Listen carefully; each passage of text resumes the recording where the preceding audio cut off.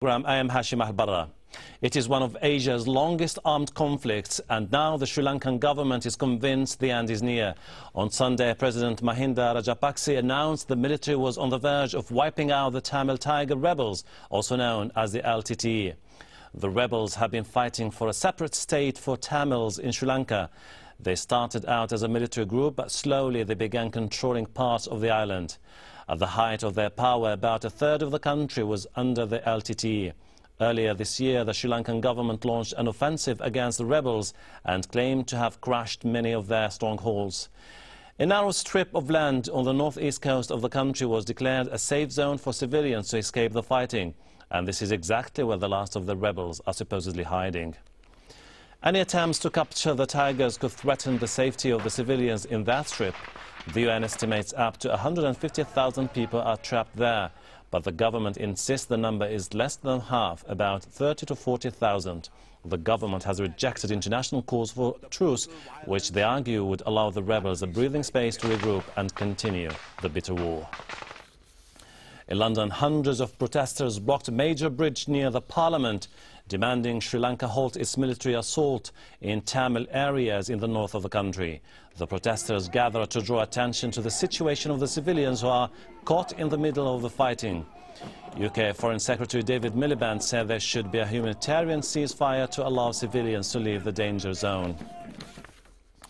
And joining us, our guest in Toronto, Rajan Philips, a Tamil political analyst and former secretary of the Movement for Interracial Justice and Equality in Sri Lanka. In Washington, DC, Patrick Mendis, he is vice president at the OSGOOD Centre for International Studies and author of the book Trade for Peace. And in London, Charu Lata Hogg, former journalist and associate fellow in the Asia program at Chatham House. Thank you very much indeed, gentlemen, for joining us. Let me start by asking Mr. Rajan Philips. Mr. Rajan, this isn't the first time that the government has been saying that it has trounced the LTTE. How much of this is truth and how much of it is myth? Thank you. I would like to think that the conflict has no future or it is over, but I'm afraid it is unfortunately not the case. It is not just the military conflict that we have to focus on. What underlies the military conflict is a long-standing political problem, which once was characterized, and I think it is still true, is the basic incongruence between the state of Sri Lanka and the plurality of its population. So until that problem is solved, the conflict will continue, maybe not in a military form, but in some other form.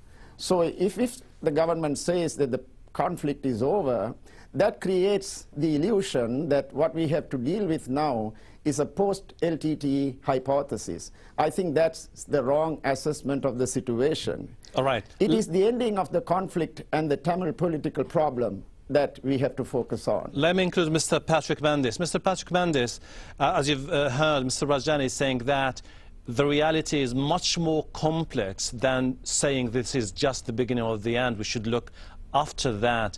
Do you agree with what he's saying? In essence, I think he has a right analysis. This is more than a military conflict, and it has both political and also economic struggle that need to be addressed. I think until those issues are resolved, I think one form or another, this kind of expressions of violence would continue.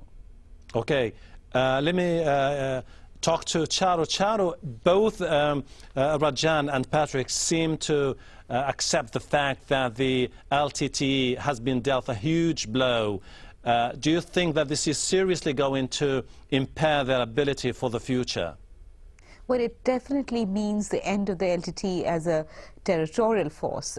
It is beyond doubt that the LTTE will not command territory in the manner they did before. But again, is it going to be the beginning of the end of the LTTE as an idea? Well, the LTT as a terrorist force cannot be stamped out. You know, this has been manifested many times in the past few months. You know, consequent to military victories in the north and east, there have been suicide bombings all over Sri Lanka. So the fact that this is the end of the LTT does not mean that this is the end of LTT terrorism or of forces who support a response in that manner.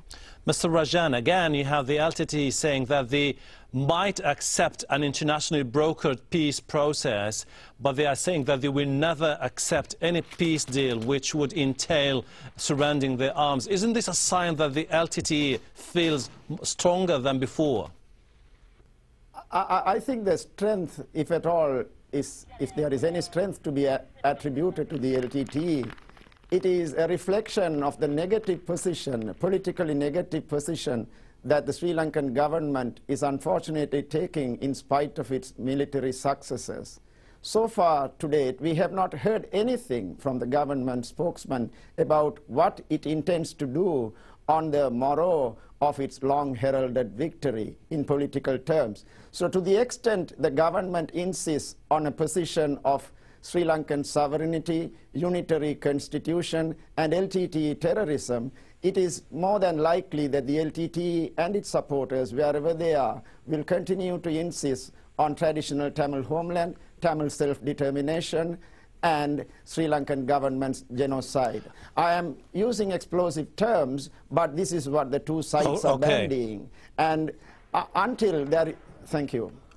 Okay. There is a humanitarian aspect to this story, which is the more than 150,000 people trapped in the no-fire zone. Mr.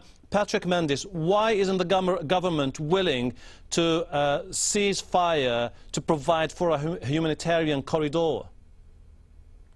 I think in the past experience with the LTT was a negative factor.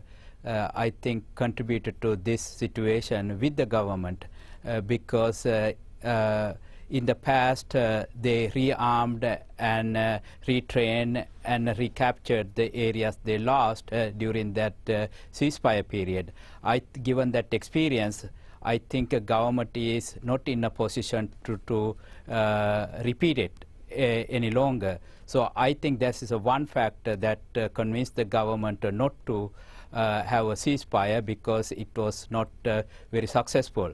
And I think there is another factor that I think we need to consider is mainly the humanitarian aspect.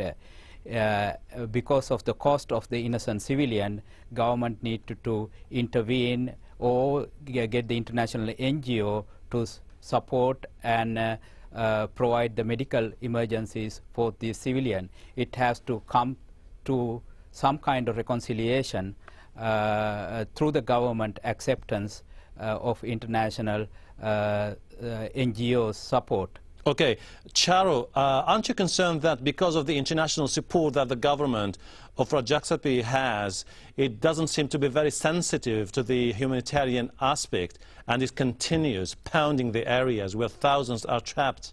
Well, since the beginning of this phase of the conflict, since 2006, and more recently, Sri Lanka is undergoing a humanitarian catastrophe. You know, as you mentioned before, 150,000 people or a few less are trapped in this increasingly shrinking conflict zone with no access to medical facilities, and are being bombarded by both sides. The LTTE has used the civilians as human shields. The Sri Lankan government has shelled on these areas which they themselves have declared as safe zones. These include hospitals, playgrounds, you know, areas. So there is no area within the conflict zone where the civilians are safe to go. You know, the UN has reported starvation deaths in this area. You know, even when the civilians flee these conflict areas, they are kept in heavily militarized camps, and which are more or less detention centers where there's no freedom of movement, no access by international agencies. And given the large-scale history of disappearances in Sri Lanka and other large-scale human rights violations, I think, you know, this raises a question mark on the government's intent. There's also another issue, which is, Mr. Rajan Philips, we're talking about an issue where the government is imposing an embargo and no independent source is there to verify or corroborate facts.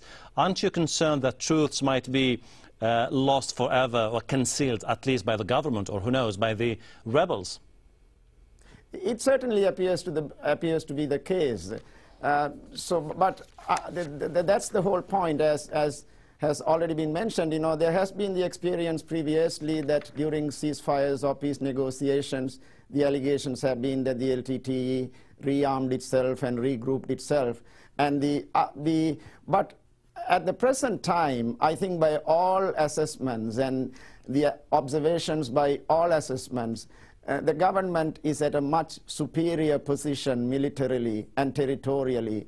And it stands to no reason why it cannot involve some international agencies and even governments to bring about a situation of cessation of hostilities, at least to give some relief to the hundreds of thousands of people. It's a shame for people to argue about the numbers, but there are many enough for all of us to worry about, to give them some relief. And that, the reluctance on the part of the government to do that is, again, to go back to my earlier point, is, in my view, unfortunately, an indication of the reluctance on the part of the government to do anything positively in the political direction. All right, ladies and gentlemen.